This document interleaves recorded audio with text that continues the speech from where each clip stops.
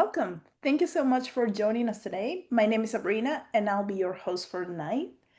This event is organized by Klett Languages in collaboration with NNELL, and we are thrilled to have you here. Tonight's session is the second in our six-part webinar series designed to bring you practical, research-based strategies for world language teaching.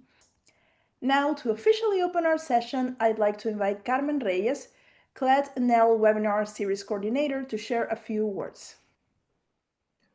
Thank you, Sabrina. Hi, world language teachers. Thank you all for being here. I'm really excited to have Amanda with us today and to learn from her expertise. Thank you so much. Thank you, Sabrina. Thank you, Carmen. It's just wonderful to be here. And then thank you for all the world language teachers being here. And I know this is after a long day and you are here. That's amazing. And what are we going to talk about?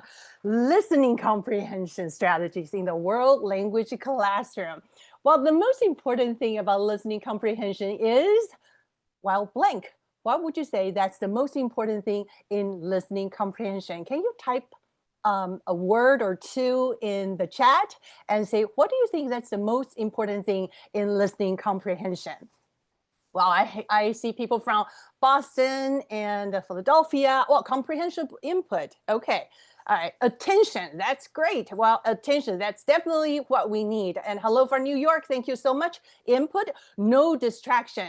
All right. So throughout the session, I will be asking questions and just to check to see if you're really paying attention and listening. I'm just joking. You're wonderful teachers. Our knowledge of vocabulary, active engagement, and wow, look at that. Okay, vocabulary, concentration. Thank you so much. That is all true. You know how important listening comprehension is. And then I'm just so impressed. You know, you are all here from all over the world, actually. And that is all over the place in the States as well. So what are we going to learn today? What are we going to look at today? Let's take a look. Why listening first? That's the first thing we want to talk about. We want to talk about the why. Why we think listening is so important, listening first. And then we're going to talk about the what, impact for young learners. So for these series of webinars, we're talking about K-8 students. So the impact for young learners, you know, as we talk about the listening comprehension. And also, how do we make listening visible? How? Well, listening is listening. And well, what else do we need? We need to make listening visible so we can combine different senses to help our learners to learn and absorb. And then next one, we're going to talk about the application, the actual fact framework. And the last but not least, the resources, and also you are going to take home your one-page plan. That is our practice. Okay, well, I see. Hello from Cape Cod. Wow, thank you so much. And then at the end of the session, what we're going to take home with us? We're going to use the listening comprehension strategies to guide students to have active listening. Well, you just mentioned we need attention, no distraction, need to pay attention and vocabulary, all that. Active listening will help your students to be able to do all that. And then also how are we going to lead our students and engage them in the topic-centered instruction. And then also, listening is not alone. Listening is input, reading is input, and then interactive early literature development is a part of it. So are you ready? 好了吗? That's why I'm going to use some of the language. 好了吗? 好了吗? Are you ready? 好了吗? Okay, here we go. So listening is the first skill. And then we want to talk about the why. And you actually mentioned that already. A lot of you shared with your ideas. And we're going to talk about something very fast about the baby's first words. And we'll go to our world language classrooms. So let's take a look. So baby's first word, we talk about listen, listen, listen. Why is that? Because usually we expect baby's first word in about a year. And that's 12 months, 52 weeks, 365 days, 24 hours a day, and that adds up to 8,760 hours of listening. Is that a lot? And then as we go to our world language classroom, a lot of times we will also need to give them a lot of input. But a lot of times in the world language classrooms, we also expect students to produce in a very short time. And that is something we need to consider. That's why our output of the target language is so important. In ACTFL, we talk about 90% target language input.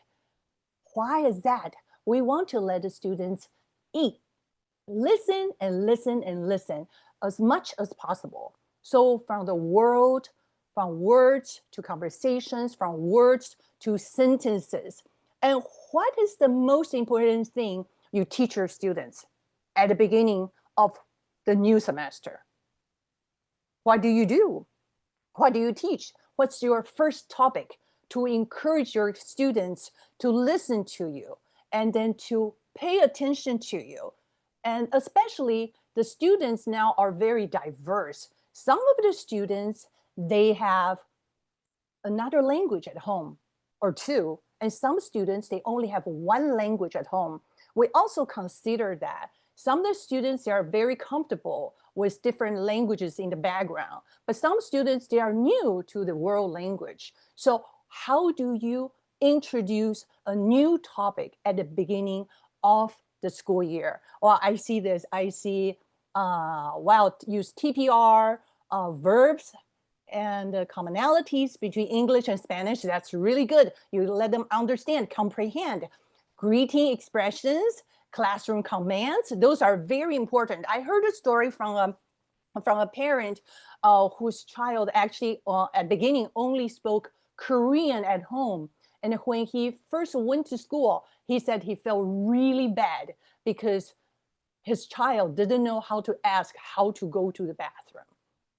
So the first few days. So basically all the basic stuff, like what we talk about, classroom commands or those daily activities, things that kids really need. They will need to use some expression. That's what we need to help them. So the input, 90% target language. But how about the 10%?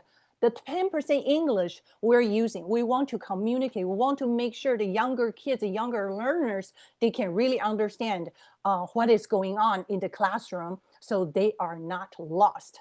We start with something very, very small. So I call this the Lego series. Legos, have you all played with Legos? So Legos basically is one piece by one piece. A lot of time I use this when I teach Mandarin, but then I also feel like this actually works for all language. For example, if I want to say hello, 你好, 你好, literally in Chinese, you good.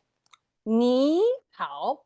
How about if I add something to it? Then that's a question word, 吗? So I have 你好吗? How are you? So how about you? Can you use the Lego series for listening? What sentence, a short sentence you will teach your kids in the classroom? So if we give something, some example, something very short, what would you say to your students when they come into the classroom, when you welcome them? Hola, ¿cómo estás?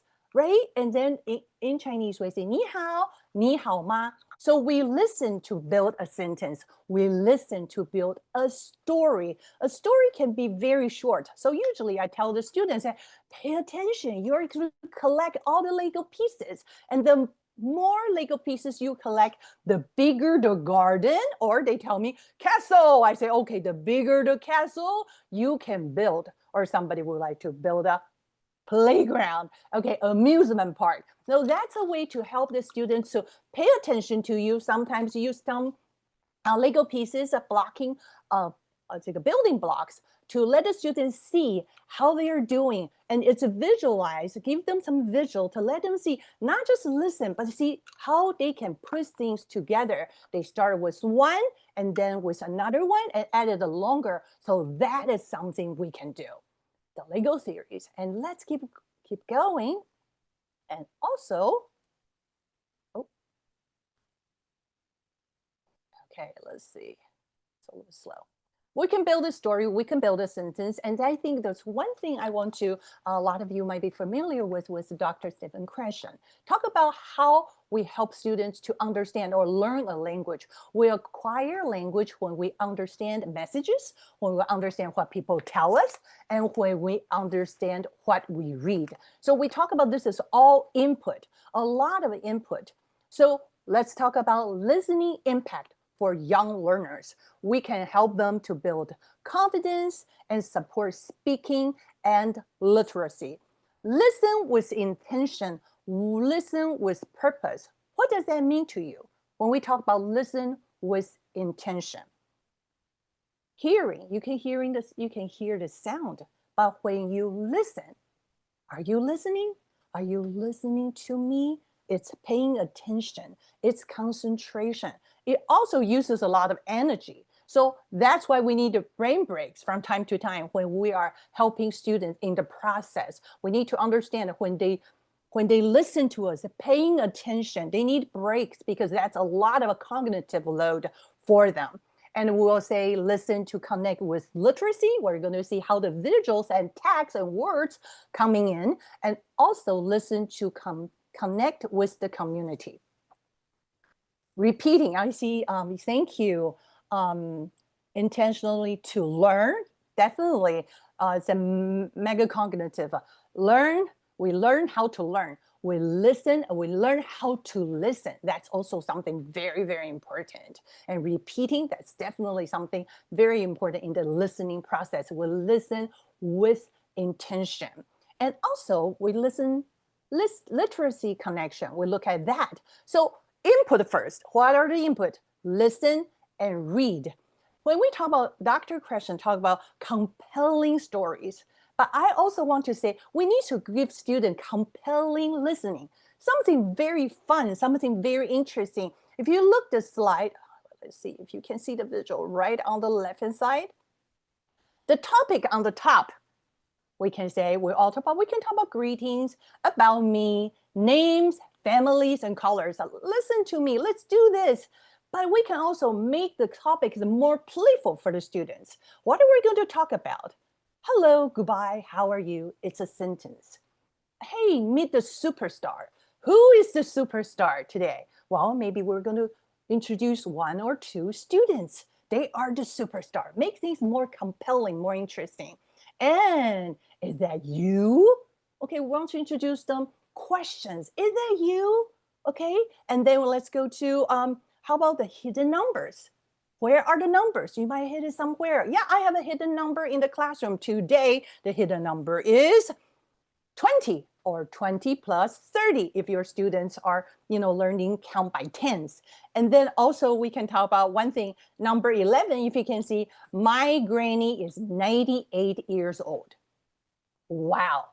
People can build that. I remember one time my student told me, my grandpa is 101. That makes things very exciting. So we want to make sure the listening is active, not passive. We want the students to engage, to be a part of the listening. They can talk about their stories and things they want to say. So when it is active, not passive, they are really listening. They're really listening. And then one thing we can do is to sing, to chant, and to play. All right. Right now, I want to show you something I use. I also use a lot of cups. So when I do numbers, a lot of time, how old are you? Kids really like to talk about their age because their birthdays. So what I do is I will let them build up a tower. So with the cups. So I'll go really, really high. We start with just one row and then we'll go horizontally. So the kids actually can all participate and then we'll come together and they'll say, who's 6 years old? And then 6-year-olds will come out. Who's 8 years old? Okay, things like that. So we will constantly checking their comprehension and they are listening, but it's a very playful. So there are different ways to do it. If it's only listening, sometimes it's very hard because they are only paying attention to your words. But if they're just starting, we need a lot of visuals to help them. And then songs to chant, to play, so they can actually be a part of the listening. They can be a part of the game. So the engaging topics will help them to be a part of the whole activities. And also in the meantime, they can play along and they can share with you, not just the teachers talking, but students can talk as well. So that is one thing we want to have, the relevant and engaging topics. What are things they're interested in? That's one thing I usually send out a survey for the parents at the beginning of the school year. What are they reading? What are they interested in? What games are they playing? So every so often, like every term, every 2 or 3 months, I'll update. If you have any update, please put it in the form so I know the students are interested in that. So we cater to their needs, but combine that with our topics, the things we are teaching. All right, so we are also going to talk about community connection. So earlier we talked about to connect with the literacy, and then now we're going to talk about connect with the community. The community is not just the classroom. It's the school community, it's the home community. For the home, especially for children, they have more than one language at home. That is a great way to have family, parents, or people to become a part of the classroom and to invite them come to be a to interview or come over to talk about the story, to do story time or tell a story. In the school, it's the same thing. We have fellow teachers. They might be teaching Spanish, Latin, French, Japanese, Korean, Chinese, and even staff. They can speak another language. These are the school community people. They can be coming to your classroom and be a part of the learning and make the students feel like learning is not just in the classroom, but outside of a classroom. When they listen to so many things we say, and then when they learn how to say a few words, when they see this wonderful staff who can speak another language or the target language they're learning, they can use it even outside of the classroom. So we talk about the classroom culture and the home cultures. More important is the community can give them some real life experience. It's not just the classroom, the school, but they can go out and then become a part of the community. Well, we know in this DC area, Virginia, Maryland, DC, we can see very diverse communities. A lot of time we need to share with students. There are so many different culture events happening. We encourage them to go. So Halloween is coming. That's why I'm giving you this this example. So when we talk about community connection, Halloween is coming. Great. People are so excited. Why? Candy. Okay, kids all love candy. That's wonderful. And then what do we see on the right-hand side? What is that? That culture, if you are teaching Spanish, that is also very important. And how about on the bottom? On the, oops, sorry. On the bottom left, oops. On the bottom left, well, this is the another thing I want to show you. So there's a ghost festival. That's the Chinese culture, Chinese ghost festival. So that is something actually, it's a whole month. It's not just a day, it's just not 2 days. And that's something we can all see and introduce to kids to connect the whole community, because different kids, they have a different celebrations. That's something we can do with the students. So we can see we can connect just not one culture, but our home culture, the students' home culture, and Halloween, and then the culture they are celebrating at home can be the Ghost Festival or the Hungry Ghost Festival, or talk about Ghost Month, and also the Dia de Muertos. And I think all those things, they are not They are all a part of our community, and it will be wonderful for you to tell a story and let students tell you about what they celebrate. And then we can share that and use the target language to talk about what are the differences, what are the similarities. Well, it's great we have similar, very similar concept, but we also thrive in differences. And that is something we can keep in mind and then invite the students to be a part of it. And next, I want to say is the cycle of listening in world language classrooms. So it's about literacy, it's about listening, paying attention, active listening, and then we now look at the cycle of listening in world language classroom. As a teacher, we all have passion. We want to make sure students can learn this target language. We're passionate to pass on this language and the culture to our students. So we take action. But when we take action, we will also encounter problems, challenges, right? Like I used to have a student who literally didn't talk for almost the whole semester. And then I had to, I had a conversation with the parents and try to figure out. And then also, we also need to leave space for the students.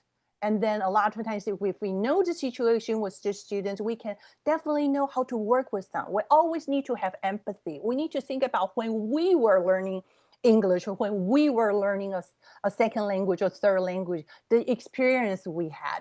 So when we take actions, we'll encounter some problems, challenges, and wanting to find solutions. Solutions one little step at a time. If students are not talking, why is that? I did have a student actually last semester. He literally came to me and said, nope, no Chinese, definitely no. I don't want to speak Chinese. It was a really interesting situation. And I said, do you want to be my little assistant? He looked at me, but I don't want to speak Chinese. I say, that's fine. Just maybe you can just be my assistant. And that's a way to engage him to be a part of a community, even though he made a very clear statement. He doesn't want to speak the target language. Can you guess what happened after 2 weeks? Do you want to put in the chat? What happened in 2 weeks? What happened with him?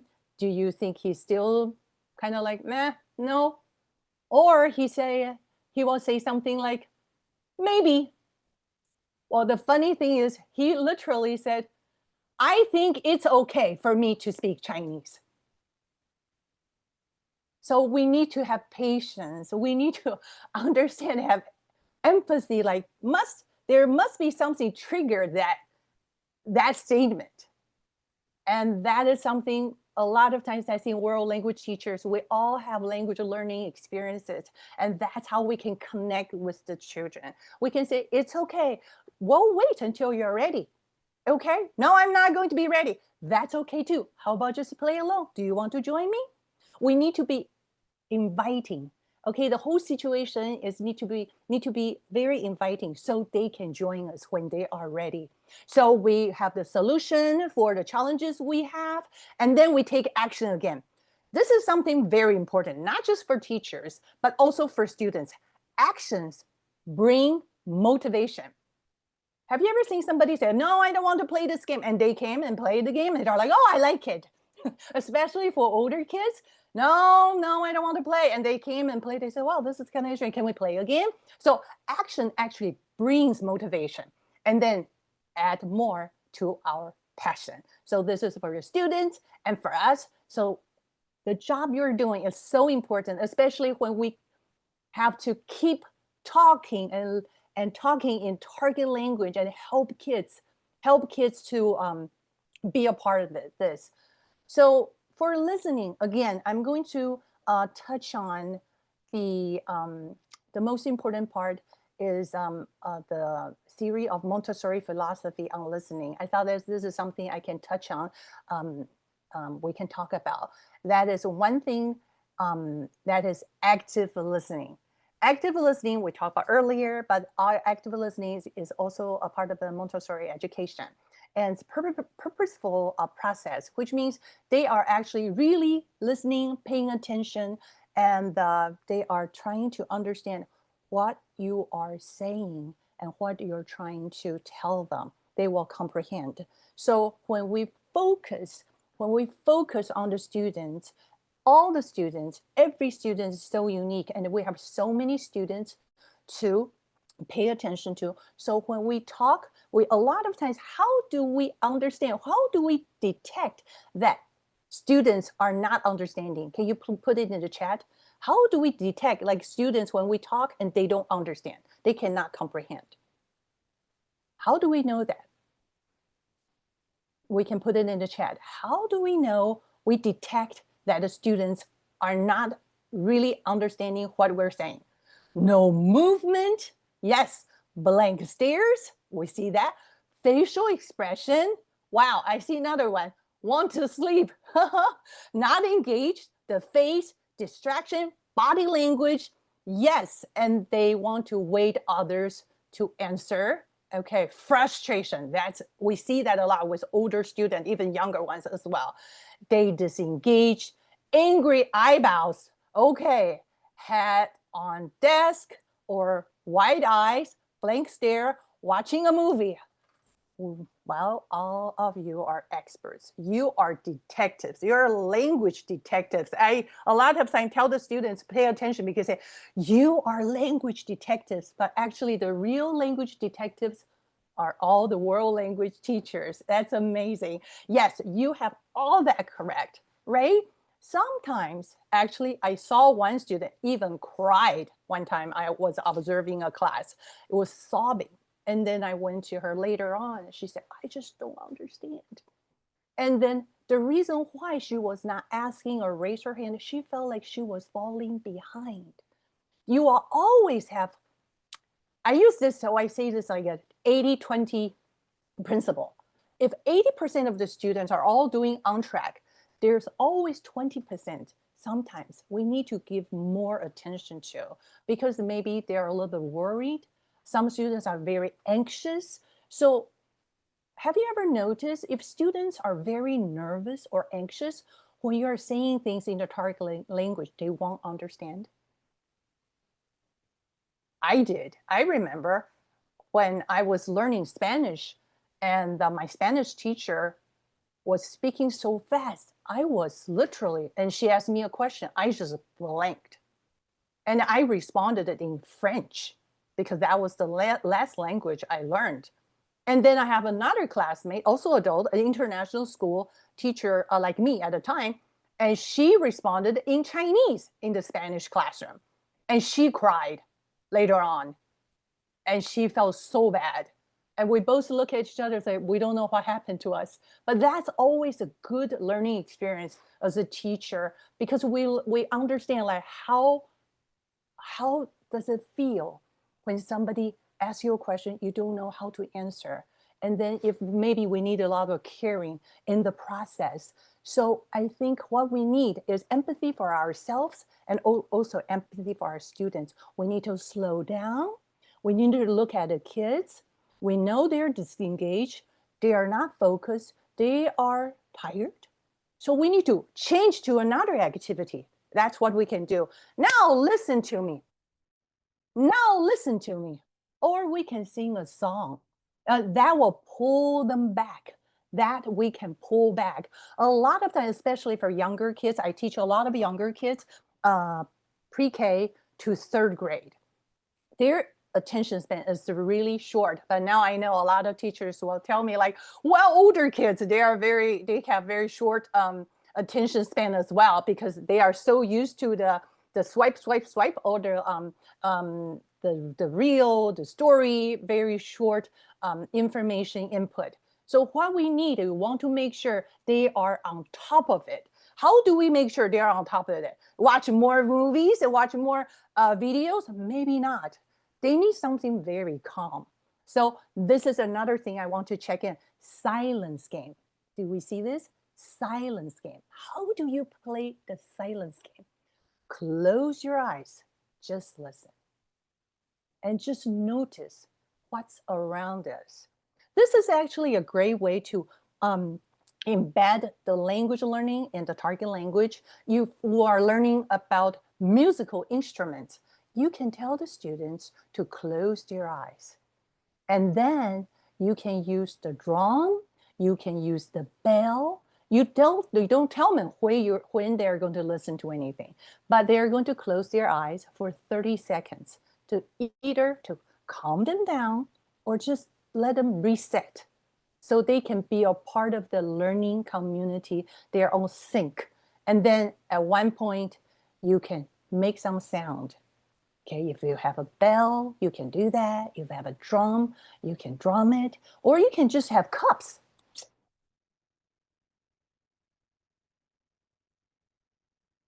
But when they are closing their eyes, they need to pay attention. Well, tell me what you listen in the next 15 seconds, in the next 30 seconds. You give them a chance to be calm and to settle down. Okay, especially if your classes are right after lunchtime. What do you think? I think they are going to be very tired. So we need to give them a chance to reset and let them pay attention. So the silence game is a very good game to play. Or you can play a silence game, say, the next 30 seconds, I'm going to walk around. And then can you tell me if I walk next to you? And then you'll whisper a word to that student. Did you hear what I said? Halloween. 可以吗? Bonjour. Something very simple. Let them pay attention to you. So language building can be something fun. When they listen to you, they can actually understand and they want to listen. You need to give them some way to be curious. When kids are curious, they want to learn. They want to be a part of it. So language building, we can play games. The listening, we can say the silence game. Okay, active listening, language building with rhymes. Language building with rhymes. And then reflective listening. What did I just hear? How did she say that? Sometimes when you say something, you can exaggerate your expressions. And then the students will hear, oh, when she says she's really happy, or somebody say, no, that is not happy. That hello is an angry hello. So let them pay attention to the context of that listening part. That's something we can do as well to help the students. Well, this is something very important. I found out this is not only for the little kids, also for the older students as well. Play is the work of the child. Play. We let them feel that every time when they come to the class, they look forward to your class. They want to be a part of the class. They want to come and play. And actually for us is to learn. Making listening visible. How do we do that? Well, prepare students. What is it? How do we prepare students when we want to make listening visible? Can you type a word in there? How do you prepare your students for listening? Before a new unit or before a new topic, what would you do to prepare your students for a new unit and a new topic? You can put in the chat, and then we're going to say, what do you use to make listening visible? You prepare the students and you make listening visible. I see images, play a song, and wow, pre-teach key vocabulary, great ideas. And then we have a show an image, countdown from 5 to 10. That's a great way to let students pay attention. Introduce the vocabulary, video clip, background activity, lovely. And show pictures and ask questions. Word game. You are expert of preparing your students. Let's take a look. Relate content to something they do in their daily life. That is so wonderful. Actually, things to be relevant. That's what we were talking about. Things need to be relevant to their daily life so they can actually engage. They want to be a part of it. Everybody wants to talk about themselves. They all want to talk about things they're interested in. If we combine all that, for example, recently the most interesting topics are Labubu and where to get Labubu and how many Labubus they have collected. And then that become a tool to talk about. okay, to describing words and money and location. These are all very great ways to help them to connect with you. That is really good. And I see Titi said, Trevor said, I have used Gemini to make graphic. Yes, I really think so. Also, right now, Gemini can also do stories. You can go on Gemini and then use the storybook creator, and they can create stories, and that is really good if you want to do scaffolding stories. That's a great tool to do that. Great. And then I'm also going to talk about echo method and then embrace the I+1. So I'm going to keep going. Thank you so much for all your wonderful input. So prepare students for new topics with multi-layers of listening. You actually cover so many of those. And this is just so much fun. Such a great community here. So we can use the TPR, total physical response, words, expressions, movement, things. We can just give them words. We can give the expression, but if we have a movement, that will make things more exciting. They can see, especially in the early stage, like novice 1, 2, 3, we can always see them, you know, the facial expressions, the emotions, the feelings, and then also take this from here to there, colors, we can all show them things. So words, expressions, movement, they work very well, and also use their 5 senses. You talk about the visuals, then also don't forget the structures. Structures. For example, I do a class, it's called Please Give Me. Please give me. So I'll do the action, the movement. Please give me. And then give me what? Then you can add so many things in there. You can put so many things in there. And then that is something they can use right away. Please give me, some students say money. Or they say, please give me your labubu. Okay, I have a lot of different stuffed animals. So they will ask me for things. They want to, because they really want to. So these are the structures they can use right away. Word wall and cards. If you want to play games, you have word wall, so they can refer to the new items. I think that's something very important. If you wanted to say something, especially at the beginning, they need some visual and wordless in English, in Spanish, in English, Pinyin and Chinese, different language, French. So you have the translation at the beginning, and then let them have a reference, and that will help them to internalize, also remember all the new items. And we don't want to overwhelm them. That's the last thing we want to do. We want to limit to a certain amount of new items so they feel comfortable. We always, as a teacher, I used to make this mistake. Oh, I want to give more and more. But actually, I think less is more, because if they can contain that, they can remember that. If they walk on the street, they can sing that song. That's the best thing I can see. When you see students run to you and start to sing a song, you taught them in the classroom, I think that just make you feel joy all over. Okay, so that's one thing, play. And also curiosity.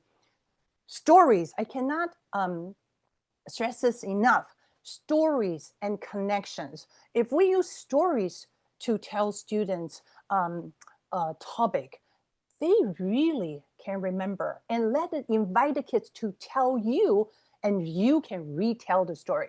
A lot of times I use their story, my story, I combine the elements and then to create a story, and they'll say, oh, that's me, or that's Susan, that's Jeff. So it's something very interesting. We can do that.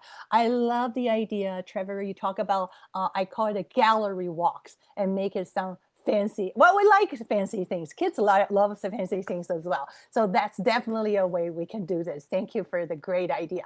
So now I'm going to call listening, and then back to echo method. Echo method is actually from Dr. Xiang. She is the professor in the National Taiwan University. And she actually, I highly recommended her TED Talk on echo method, even though her presentation is in Mandarin Chinese, but it's translated into so many languages, including English. So I highly recommend that. I will add the link in there. So how do we do this? Because we're talking about listening. And listening has something to do with the listening. And this is great for students' pronunciation. pronunciation is so wonderful. Short sentences, and just give them a habit of listening, but paying attention and active listening. Echo method is for listening, pronunciation, and beyond. How do you do this? 3 steps. 3 steps. First one, listen. Only listen. Don't even think in your head. We're going to practice that, okay? And second, echo what you hear in your mind or in your head. Third, say what you hear in your mind. So for example, if I say something, you'll listen totally, just listen. And then you'll listen, echo what I said in your head. And then when you say it what you hear in your mind, which means what I just said to you. Do you want to try? Can I see a yes in the chat? So I'll give it a try. I know I cannot see you, but I would like to give it a try because I think this is something very powerful. Okay, thank you. All right, see, yes. Gracias. Muchas gracias. Okay, let's go. I'm going to say a word. Ma. Ma. I point to my head. So you just hear what I just said in your head. Ma. When I do this, you say what you heard.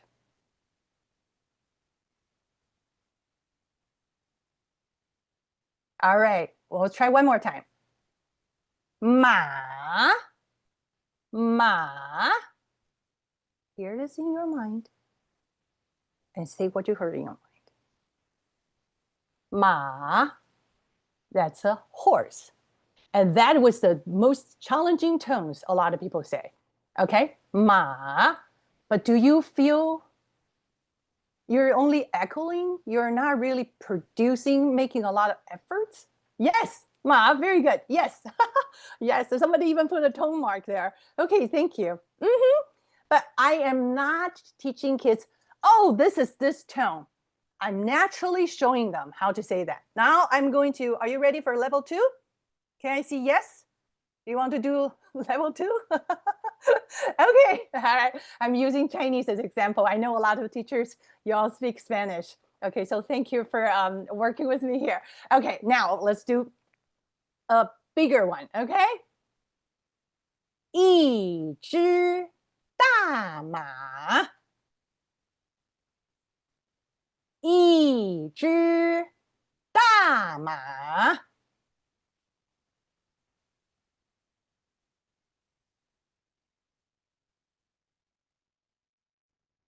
Wow, okay. Yeah, I can say 一匹大马, just use a different word, okay, counter word, okay? So like some commonly used. 好大马. So if you find the students are having a little bit hard time, you go back, make it shorter. 大马. Then you hear 大马. Then you say what you heard. 大马. 大马. It's a big horse. A big horse. 大马. Okay, so the sound. 大马. Yeah. Okay, you got it. So this is what you can say. This is what you can say. And then a lot of times I tell the students, we're going to sing a song, but I will just sing one sentence. Okay, one sentence. 再见再见再见再见 That's it. 再见再见再见再见 I do the same thing. And then when I do this gesture, they will sing what they just heard. 再见再见再见再见 I heard a spelling in there. It's a goodbye song. It's a goodbye, goodbye, goodbye, goodbye. Yes. So try it. Try it in your classroom. This is getting their attention. Let them pay attention to you. And they even think it's about echo. Okay. So what is this telling us when we use the echo method? It's not repeat after me. It's not repeat after me. Now it is listen after me. Listen after me and active listening. That's how powerful echo method is. And I just think all the teachers, as we are in the classroom, we worry about students' pronunciation. We want to this sound, it's not working. It's so interesting. I even teach students who are adult students that they have to learn Mandarin Chinese for their job. So they're very serious learners. Sometimes they're really having a hard time. And I say, relax. We go back to the basics. At the beginning, what do we do? Echo method, yes. How do we do this? I will listen. When they are so anxious to answer you, to repeat after you, they are not listening because they just want to produce it. You need to give them space to listen to you. And that's where echo method is so powerful. And I hope you can find this method as a great way to try in your classroom and to help your student to get beautiful pronunciation. You know how they say it? They say just like you because that's what they heard in their mind. 大麻, 大麻, 大麻. Big horse. So give it a try and just to see if you notice anything from your student. Listen after me. Listen after me because we've been doing repeat after me all the time. But what we really need is repeat after me. Try it out. Thank you for Dama. Okay, thank you.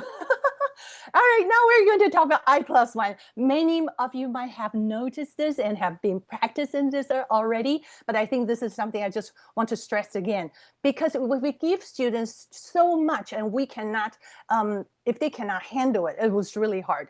What we want to do is meet the students where they are. That's where I+1 comes in. Okay, we want to meet where the learners are and give them a little bit more so they feel comfortable to add to whatever they have, a repertoire. So meet where your learners are and go slightly beyond their current level, right? If we tell a story, we talk about one story, we have 5 new words. It's okay, they can handle it most of the time. If you give them 15, what do you think? They will be so disengaged because there are so many things they don't understand. For example, if we listen to something we don't understand, for example, somebody talked to me about something about biology.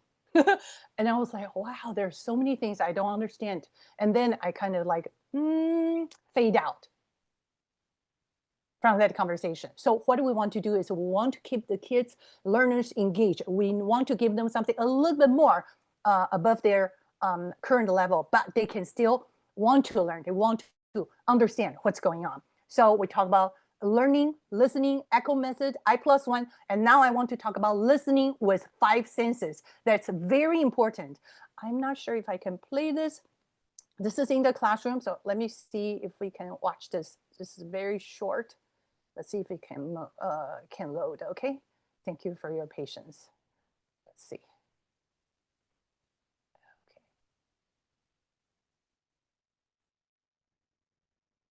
Right, this is the 1st grade class. Okay, the loading is a little bit slow.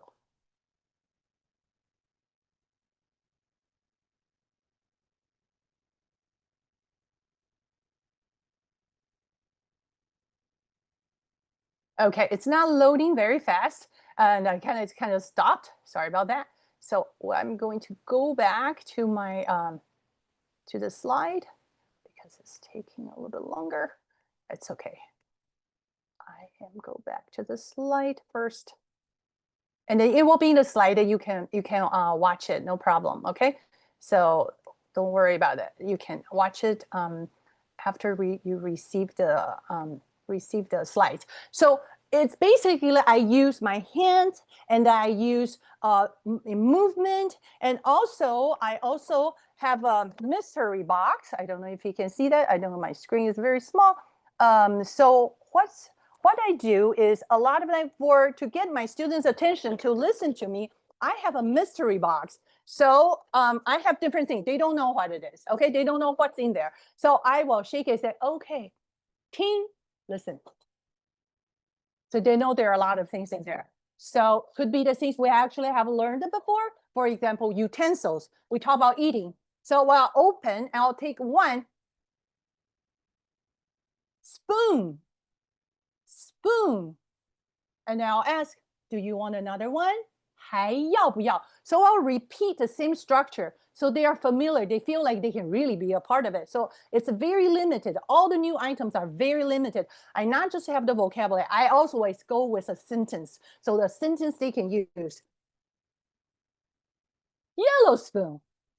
Yellow spoon. Because I can add more things in there. Pink spoon.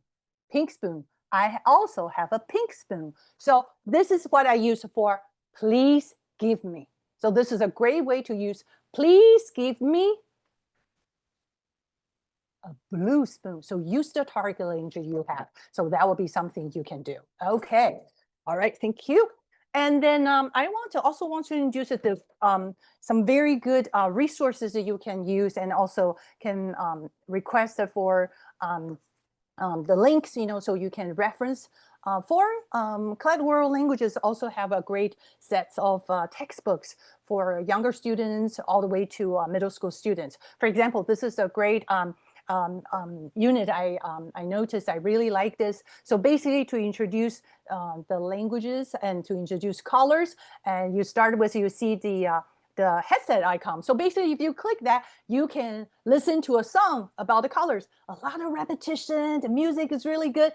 And then even when I was listening, I was like dancing. I said, this is a great way, to get students interested, to understand the content in a very easy way. We have the visual, and then we have the colors right here, and then we can listen. So this is something you can definitely use and take a look. And then this is another one. Meaningful listening. Yes, we talk about contextual input. There's something needs to be meaningful for the students, students can relate. And so for example, la clase de música, okay, the music class. So we have a big picture here, we can see, let the student look at it, and then you can also click to the icon of the headset, and you can listen to it, and then you can understand, like you can talk about the words you want to introduce to the students and also a scenario, right? So these are the things you can pull together to let students to find this is a very interesting. Maybe the students actually have been learning a music instrument. So let them talk about it. Oh, what do you play? Oh, how long have you been playing? Numbers, music instrument, and talking about time. And then on the right-hand side, we can see they are learning numbers. But do you see the numbers are all in different colors on the bottom? Oh, okay, we're doing math. So math and numbers, that makes sense, right? Count by 2, count by 5, count by 10. My student loves to count by 100. So sometimes we want to follow the curriculum, but at the same time, we want to add something kind of surprise students. They say, what? Count by 100? Because that's still, in Chinese, is 1, 2, 3, 100, 200, 300. So you add that surprise to them. Wow, I can count to 1,000 in Spanish, 1,000 in Chinese, 1,000 in Arabic, 1,000 in French. So this is something we can help them to build up that momentum. And then also the Klett World Languages also have the workbook, like a companion to all the lessons. So basically with games, and it was even for younger kids with crafts, and then you have the audio and the video all in there. So if you're interested, Klett World Languages will share the links with you so you can preview and discover the wonderful resources they have. Okay, so are there more? Yes, world languages teachers are like magicians. We always have a lot of things in our pockets, in our heads, in our bags. So how do we teach listening? We want to make sure the students have the big picture. Number one, something, what are we talking about? Talk about animals? Are we talking about farm animals? Are we talking about Halloween? Are we talking about fruits? So these are the most important thing, the big picture, that's what they need to know, and top down. So something bigger, the big concept, we say top, and then before we know the big concept, then we go down to the details. And bottom up is a little bit different. We talk about more details, the words, the structure, and then there are different layers. But the most important thing is we need to have a balanced approach. We don't want to overwhelm the students. That's something very important, especially listening requires a lot of attention, okay? So we really need to make sure the students can really absorb what we're teaching them and sharing with them and guiding them. And this is the one thing from Dr. Stephen question about the I+1. Keep going. Okay, running out of time. Okay, and then we're going to go actual fact. Actually, because we talk of so many of those things, actually we covered all the things actually we talked about here. Function and task, accuracy, context and content, and text type. How amazing. All right, so ACTFL also have different strategies. Okay, let's look at it. Contextualized input. What does that mean when we talk about contextualized input? We are talking about the things the student can relate, can be meaningful, can happen in the real life, things they can see, they can touch. That is all very important. And scaffolding, that is something we start from a very simple story. 3 sentences. And the next one, 6 sentences. And next one, 8 sentences, or you can make it 9. But the thing is that you add to the story a little bit more. I have a horse. It is 5 years old. And the second story, I have a black horse. It is very expensive. Okay, so this is something you can use. And then interactive listening. We want students to be a part of the listening. We ask questions. You give answers. A lot of times, actually at the beginning, you want to say yes or no, or do they have the black one or the white one? So they can choose. So they can feel like, wow, I'm not embarrassed. Even I don't know how to say that, but I have a reference. It's the black one or the pink one. Do you like the blue one or the green one? So give them the choices, and one of it is the answer. Or they can say they like both. So you give them opportunities to interact, to be a part of it. And repeated listening, what does that mean? We sing a song, we tell a story, we play a game, we use all the new items, we recycle them. Okay, we circle around those new items, let them listen again and again, but in different format. All right, so going to be very fast. We're going to run out of time. Okay, all right, I'm gonna give you some classroom examples. So these are some classroom examples you can use, okay? Different levels, different activities, and then you can use that as a reference to do that in your classroom. I know you have more, but I'm just giving you a few to start with. Okay, and classroom tools, the AI tools I really love, and one of them is board games. Board games are great. Kids like to play video games, okay, and swipe on the phone. You won't believe how much they like board games, because it's something they can touch, they can see. Sometimes they think it's very silly. From very simple ones, from Zingle and from Sequence for Kids, and guess who? Ha ha ha. They sometimes you don't need to buy it. Sometimes you can just use the format and create your own guess who. Okay, guess who lives here? Guess who lives there? Okay, it's a guessing game, strategy game. So these are the games you can use. All right. So here we go. Sushi Go is a great one. My students love it. So you hope, of course, you can make it a Taco Go, right? Okay. These are the things that you can do. Change it sometimes to fit with your classroom. AI tools I really like Quizlet, Sisal. These are the things you are very familiar with. ClassKick is a new one I recently discovered. You can not just read to your student, the student can do homework and record right there for you. So right now there's a free version, so you can try that. Mote, especially I recommend for students, they need to do listening. It's a Google extension. By the way, I have no connections with these companies. These are just things I have used and really love it. Natural Reader, especially for middle school students, this is great. You can listen to different kind of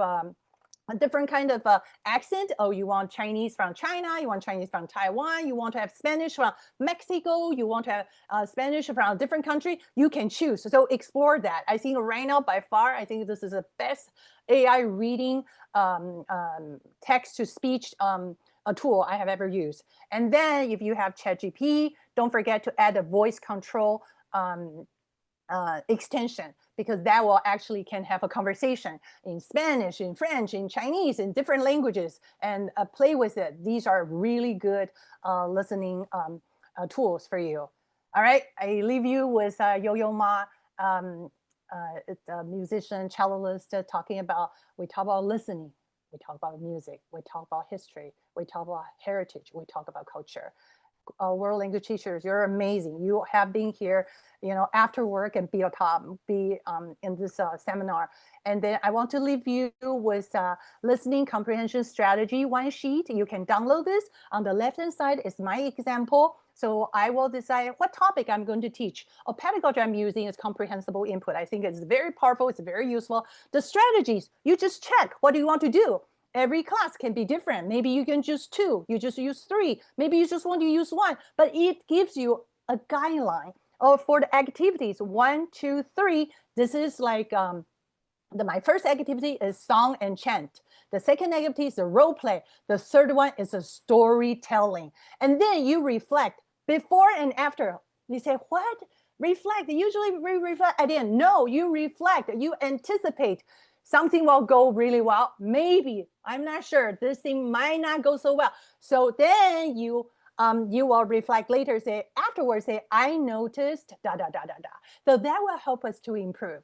And the last column is resources. What do you need for that classroom? And you can use it for different units. It will save you a lot of time because you have a guideline already. So that will make things very easy.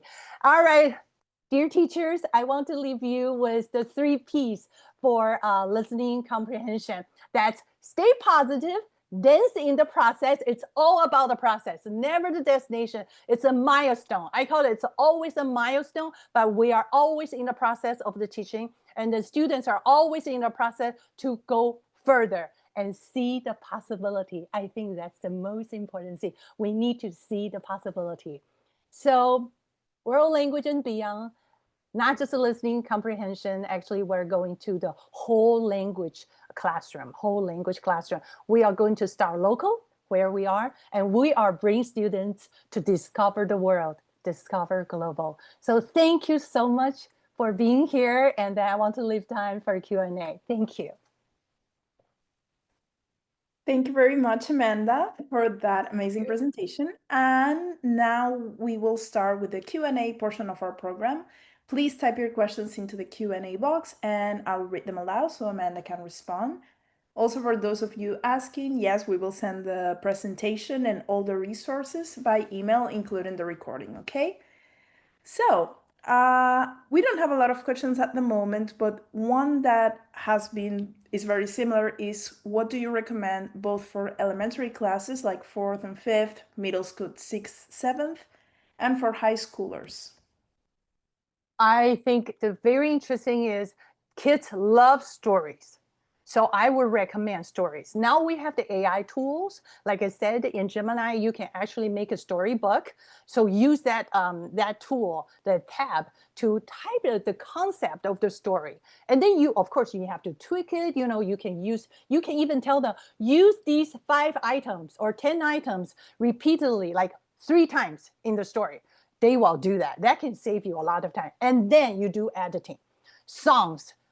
Everybody loves songs, love dance. I know teenagers, a little bit challenging. I understand. So we need to go with what they like. So actually, it's very important to let them tell you what they like. So do a little survey. They cannot tolerate a lot of questions, but just a few questions, 3 questions. What are you listening? What are you reading? What games are you playing? Even Minecraft, you should play the Minecraft so you know how Minecraft works. And then you can go talk with them. I have a few students really love Minecraft.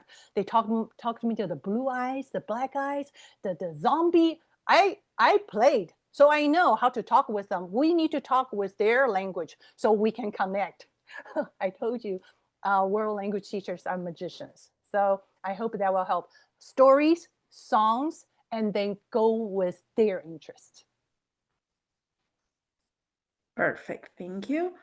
Another question that we have is if you have any tips for how to teach listening at home, because students sometimes struggle with listening exercises when they're done at home online. Yes, that's a great question. So one of the AI tool I shared is a Mote, M-O-T-E, is a Google extension. I have to say it is so wonderful. You can record your own audio, or actually the AI can also record it to generate audio for you. And another thing they can do is they even have the text, almost like a karaoke kind of thing. They can kind of pop up all the text as they read. So I use that to prepare students for like a read aloud kind of story time. I recorded myself, and then of course you can also use the AI generated if you don't have enough time. So you can choose the languages. So that's one thing you can help them. And also don't be afraid to find some YouTube channels and podcasts. It's bilingual. I always say to students, they need a learning partner. The learning partners are not just classmates in the classroom. I say you're a learning partner. You find a learning partner at home. So sometimes a mom or dad can be the learning partner. They go home, teach their mom and dad. When you can teach somebody, you master something, and they'll come back, tell me, oh, my mom's pronunciation, oh my goodness. So it's so funny, but they want to teach somebody. And one, she doesn't have any siblings. So her dog is her learning partner. Think about that. So we be a little bit creative. Tell your students to find a learning partner, and then they can listen to an episode together. If you are teaching Chinese, I will recommend my own podcast called Playful Chinese. It's bilingual, but it has to be bilingual because so the mom or dad can understand what's going on. And then I really appreciate families, especially they don't have any heritage language background and be a part of in our world language classroom. We need to give them a lot of big hugs, a lot of care to let them stay with us. Yeah, that's my recommendation. Yeah. Amazing. Thank you. Then our next question is, what are your thoughts on games like Blooket and Gimlet? Great.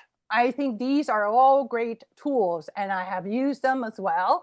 But in the meantime, I think as long as the learning is there, the playing is a part of it.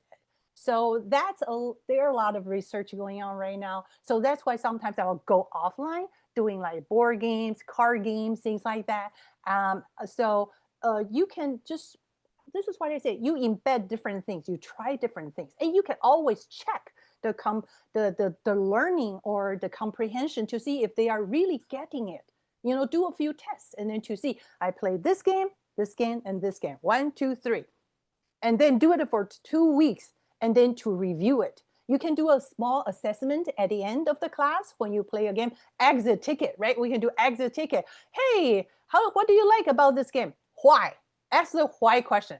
A lot of times, yes, no questions, we're not really sure, but we can always ask a why question. What do you learn? What do you learn? Write a sentence, and that will be helpful for you as well. Do you like so after that, when you compare the data, you can see. Great. And another question that we have is if you have any recommendations on stories for kinder. This is what I recommend. I don't have time, but I'll show you. Thank you so much for being here. Okay, my table, I'm glad you cannot see my table. They're covered with things. I use a lot of American picture books, but translated into, for example, for me, Chinese. So this is the 小波在哪里, where is Spot? They have it in French, in Spanish, in different languages. You know why? Because these are the things kids actually probably have read before. They have the background information already. When you do this, they are so excited because they know that. So this is another story. I read this story on my YouTube channel, Miss Panda Chinese. It has over 100,000 views, I believe, because the kids, when they listen to it, they say, I know this story already, even though they only know it in English. Why? They have the background information. They can match. They can match the color. They can match the animal. So they feel like, I know this story. This is so easy. Let me tell you the story about this book, The Very Hungry Caterpillar. The first time I pulled this out in my first grader classroom in Hawaii, at that time I was in Hawaii, the 2 students said, I can read. They were only like 3 weeks into the Chinese program. They said, I can read this. I say, yeah, yes, I know. And they were so engaged just because they already have the background information. They feel like this is something I can do. This is more than what I can do. They will say, I am doing it. I am reading it. I am having fun. So I can, but I don't need to do it. But if I am doing it. So that's one. My recommendations go with some really popular, like Piggy, what is that? Sorry, Piggy and the Elephant series. Pete the Cat. So those are the things. They have different languages, and actually your students probably already have read that in English already, and that is a good way to start. And then you can go into most specific cultural kind of centered stories. Fantastic. Thank you very much. We're going to take 2 more questions. One of them is, how do you make high school students actually engage while you talk to them in the target language and basically not look at you like you're an alien? Yeah, I understand. I sometimes feel like I'm an alien when I'm working with a high schooler. I think for high schoolers, it's a very sensitive time. We need to understand them. And so a lot of times I can tell you, I have a group of students, they really like Shakespeare because they are all in theater. Some of them, they do theater together. You might have students doing musicals as well. So I asked them, I say, how about if we create a story like a Shakespeare story? They're like, what? It's really hard. I said, how about Romeo and Juliet? Oh yeah, we do that for the musical. So I only use the characters, Romeo, Juliet, the fathers, okay? And then you know what they were fighting for? Buying an iPhone or Android phone. And they love it. And they created that story. I'm just a guide. I say, okay, so every time we're together, we do something together. But this is something they're so interested. Even after the class, they will talk about it. They'll talk about how to create a story. So I think stories, once again, I think it's a very powerful way to connect students, and their interest is very important. Who do they like? Oh, Taylor Swift recently just released a new album. We need to listen to it so we can talk to them. Yeah. So that is something I think Stephen Covey said one thing. So we need to understand before we can be understood. I think that works very well with our older students. We need to first understand them, and they can understand our intention to help them to learn to advance in the target language we are teaching. Amazing. And for our last question of the night is, if the app that you mentioned, Mote, MOTE, if Yes. it's free, and if it can be used, for example, for undergraduate French students. Absolutely. Mote is free. Yeah, if you really like it, like I used it for a while, and then they had a discount. I said, okay, I'm buying this. This is so good. Yeah, because they do have a limitation of time, but I don't think at the beginning you can use it for like 10 minutes. Yeah, you probably just need. I usually record things very short for my student, usually within 30 seconds to 45 seconds. And especially for some students, they say, Mote, you can also record. The students can record as well. So I have shared doc on my Google Drive slides. So I will use Mote. So every slide they can see there's a speaker icon, and then they can listen to it. They can also reply to me. So for the Google Classroom, if you use Google Classroom, they can actually reply to you the assignment. They can read, for example, 3 pages, I say 30 seconds. So for younger kids, older kids, I say, well, do not go over 1 minute. So they can do the recording and send the assignment to you. This is a very powerful tool. I love it. Yeah, I highly recommend it to start with the free version first. Yes. Great. So as we wrap up, we want to thank Amanda once again for sharing her expertise. And also thank you all of you for being part of this Klett World Languages webinar in collaboration with NNELL. And before you leave, just 3 quick reminders. So first of all, if you'd like to explore Klett World Languages proficiency-based materials, please complete the sample request form. I'm going to put this again so you can take a look at any of the materials that were shown in the presentation or anything else. Also, to receive your professional development certificate for the session, we've been sharing it throughout the session, but if you haven't been able to, just please fill out the certificate on the form that I just put on the chat. And if possible, please take a moment to complete a short feedback form. We're also going to send you that on the email with all the details about the webinar, the recording, and the presentation. And please don't forget to explore the upcoming sessions in the Klett NNELL webinar series. This was the second in a 6-part series, and we'd love to see you at the next one.